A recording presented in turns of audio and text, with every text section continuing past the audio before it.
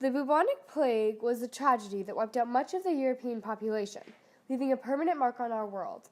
And when finally triumph did prevail, the epidemic ended, and a cure was created, everyone rejoiced, for this horrible disease that, yes, took out so many people, led us to know so much more about health and the importance of medicine. The plague killed almost half of the European population during the 1300s.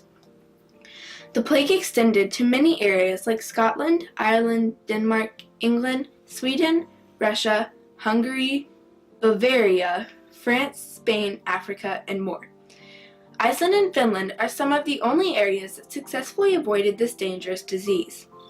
The plague spread through rats and fleas with a bacteria called Yersinia pestis, otherwise known as the plague. The fleas were immune to the plague, so it would not harm them.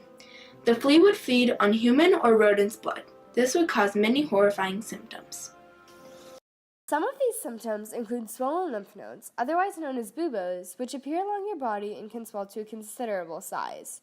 A fever, chills, headaches, muscle aching, hysteria, coughing up blood, nausea, and many more symptoms could ensue. The symptom which usually signified the victim's arrival at death's door are the buboes, which are the incredibly swollen areas all over your body.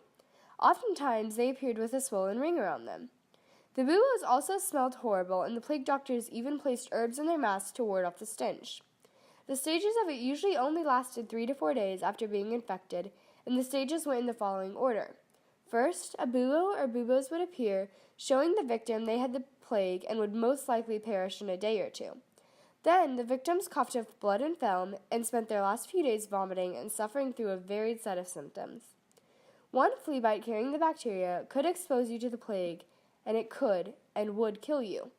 Many people thought the plague was airborne, although they had no clue that when you got close to a person contaminated with the plague, the flea would jump onto the next person and spread, leaving many people to fight this horrendous disease with no idea how they got it. Plague doctors in Europe during the bubonic plague were doctors who signified a beacon of hope for people infected with the plague, but a horrible warning of death for those uninfected. These doctors were given the task of keeping track of death counts and curing the people infected with the plague, as their name entails. Plague doctors had many different and unique ways of treating the plague that never worked and could sometimes make the patient's condition worse. For example, the plague doctors would use bloodletting as a cure. The doctors would deliberately make a vein bleed, as to reduce the warm blood. Doctors would have their patients ingest mercury, arsenic, crushed minerals, or vinegar. Doctors tended to test their patient's urine for color and wellness of the patient. And if the doctor wanted to be more thorough, they would even taste it. Plague doctors couldn't just treat their patients without any protection, though. That's why the plague doctors had special attire. Plague doctors were iconic for their masks, but they weren't just for decoration. Their masks, called beaks, were long and hooked, just like a bird's beak. In these beaks, they would stuff herbs inside of them. These herbs were used to purify the air they breathed in, but in reality, it didn't help the plague doctors at all, since the plague was not airborne. Plague doctors were traditionally known for their all-black attire, a black robe, mask, gloves, and occasionally a hat. They also carried around sticks or canes. Plague doctors wore black leather robes, gloves, hats, and hoods. They were coated in wax to make the cleaning of the attire easier. When you hear the plague, your mind immediately goes to historical accounts. Something that a lot of people don't know, though, is that the bubonic plague is still around.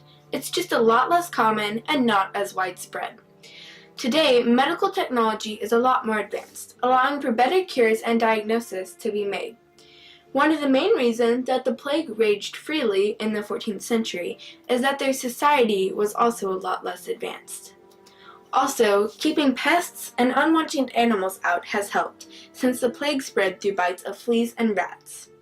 People in the 1300s were not very clean, to the point where they would throw their waste and trash into the street.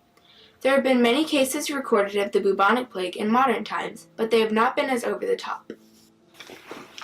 Even though there were ridiculous treatments of the bubonic plague during the 13th and 14th century, our medical standards have greatly evolved since then. The bubonic plague has now become a completely preventable disease thanks to vaccines. A vaccine is the disease you are trying to prevent, which in this case would be the bubonic plague, in a weakened state.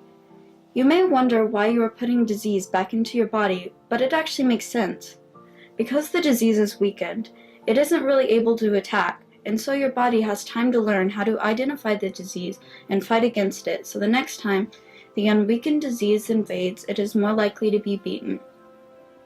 Despite this life-saving vaccine, some people still don't take them. This could be because they don't have enough money, or they just don't believe in the power of vaccines. But either way, these both can cause a problem to the people around you.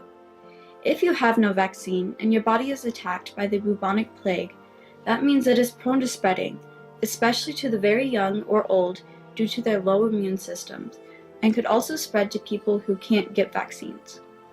But in case you don't have the vaccine and you get the symptoms of the plague discussed before, go to a hospital immediately. If you don't get treatment within 24 hours of when you first discover the symptoms, the probability of dying becomes much larger. After calling the doctor, you will be given an antibiotic. You will also most likely get intravenous fluids, respiratory support, and oxygen. If you are infected with the plague, you will also be kept away from other patients and caregivers. Loved ones, friends, spouses, or anyone who has touched you recently will also be watched diligently for signs of the plague and given an antibiotic just in case. After centuries of tragedy, triumph finally prevailed and a vaccine was created. The vaccine was created to prevent the bubonic plague. The vaccine helped your body to rid itself of the bacteria Yersinia pestis. You might not have heard of this vaccine before, but that is only because we live in a developed country and the bubonic plague is only a mainstream threat in developing countries, which might be a problem with their economies still growing and people not being able to afford the life-saving vaccine. However, vaccines have been helping people remain healthy for years. Although some people are against vaccinations, they are scientifically and medically designed to prevent diseases from raging freely. Vaccinations may be controversial, but in the end, they help to not fully eliminate, but make a once widespread disease become a rarity. The Black Death was a horrible tragedy, but thanks to medical and economical advancement, we have triumphed greatly. However, even though the plague is now a rarity in developed countries, it left a mark on our world that is hard to erase. An example of this is the seemingly harmless children's nursery rhyme, Ring Around the Rosie. As most of you know, the words are along the lines of this. Ring around the rosy, pocket full of posies, ashes, ashes, we all fall down. What you might not know are what the lyrics mean. The first line, Ring Around the Rosie, is talking about the buboes that would appear along your body when you contracted the plague. The second line, Pockets full of posy, refers to the herbs people would put in their pockets to either block the stench of the plague victims or try to avoid the plague themselves. The third line is talking about how when the plague had reached its climax and hundreds of people were dying each hour, the living had run out of room for graves and burned the bodies in a hole instead. The last line, in my opinion, is the saddest. Children were singing this song happily, but the last line is speaking of how many, many people died or fell down. The bubonic plague still has its grip on our world, even though hundreds of years have passed. We need to remember what has happened and all who suffered, so we can retain our knowledge of it and make sure it cannot happen again. Ring around the rosy, pocket full of posies, ashes, ashes, we all fall down.